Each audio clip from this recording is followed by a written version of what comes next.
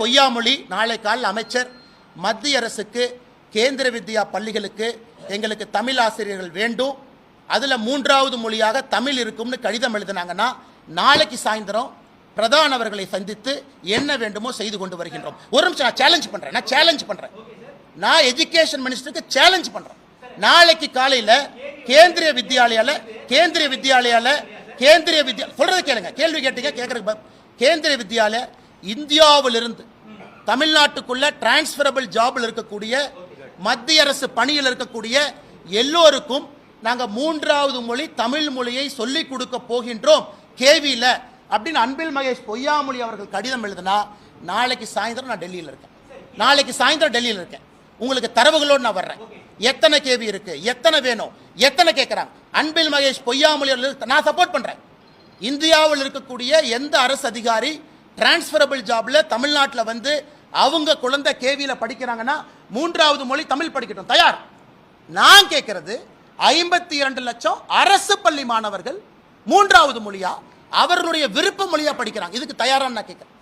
கேவிலையும் புதிய கல்விக் கொள்கையை அமல்படுத்த ஆரம்பித்திருக்கின்றார்கள்.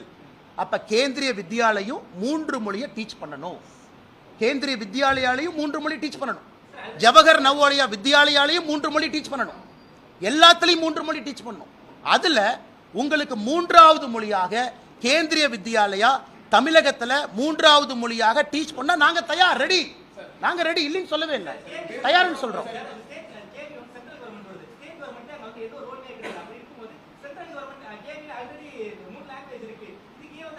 அண்ணா எதுக்கு அன்பில் மகேஷ் இழுக்கிற அப்படின்னா நல்லா புரிஞ்சுக்க. நான் இங்க மட்டும் மாநில அரசை சார்ந்து பேசுவேன், இங்க நான் மத்திய அரசை சார்ந்து பேச மாட்டேன்னு சொல்லக்கூடாது. அதே கான்செப்ட் நான் கேட்கிறேன். தமிழ்நாட்டுக்கு இன்னும் 100 கேவியை நான் கொண்டு வர விரும்புறேன். அன்பில் மகேஷ் அவங்க இடம் கொடுப்பாங்களா? இல்ல மத்திய அரசு நாங்கள் இடம் கொடுக்க மாட்டோம். ஊருக்கு ஒரு நாயம் உலகத்துக்கு ஒரு நாயம் இல்லை. எங்களுக்கு இன்னும் 100 கேவி பள்ளி தமிழ்நாட்டுக்கு வேணும். எங்களுக்கு ஜவஹர் நவோதயா வித்யாலயா பள்ளி 100 தமிழ்நாட்டுக்கு வேணும். ஏழை மக்கள் இலவசமா படிக்கணும். அன்பில் மகேஷ் பொய்யாமொழி அவர்கள் இடம் ஒதுக்கி கொடுப்பாரா? ரெண்டு கேள்வி சமமா கேட்கிறேன். இல்ல அது சென்ட்ரல் கவர்மெண்ட் இந்த கேள்வி கேட்டு சொல்லுங்க.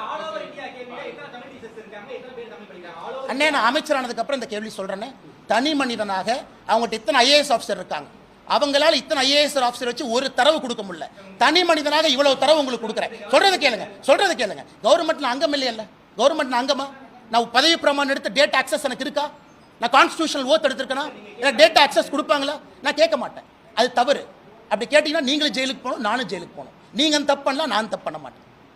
எனக்கு இதெல்லாம் பப்ளிக் இன்ஃபர்மேஷன் டாக்குமெண்ட்.